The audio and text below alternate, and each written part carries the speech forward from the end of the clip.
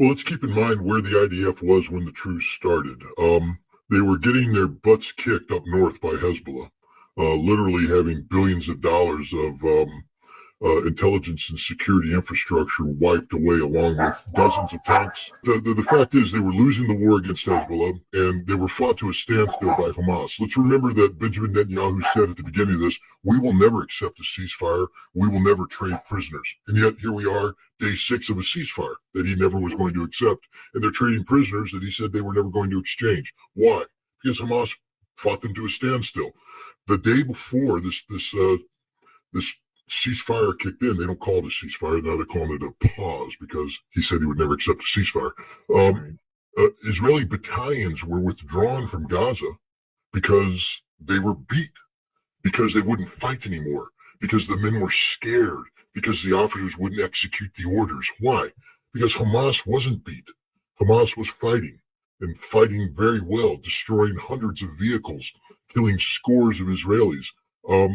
The Israelis were fought to a standstill, and so Benjamin Netanyahu did what he had to do. He was under a lot of pressure to get these hostages out, so he did what he said he wouldn't do. He accepted a truce, a ceasefire, and he started exchanging. Now we're in a situation where, he has backed himself into a corner rhetorically. He keeps talking about defeating the strategic defeat of Hamas.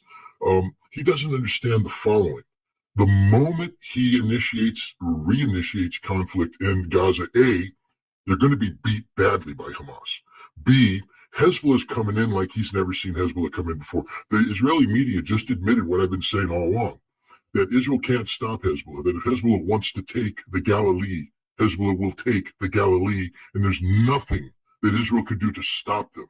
This is the situation that Netanyahu finds himself in.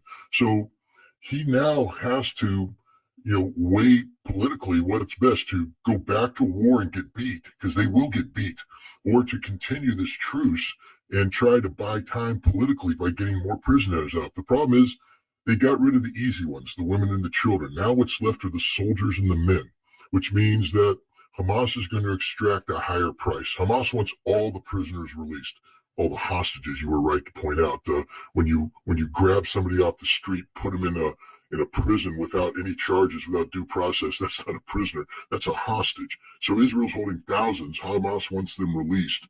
And so Netanyahu's in a very difficult place politically. I think the military will probably tell him, boss, let's continue to buy some time here, because this isn't going to go the way you think it's going to go.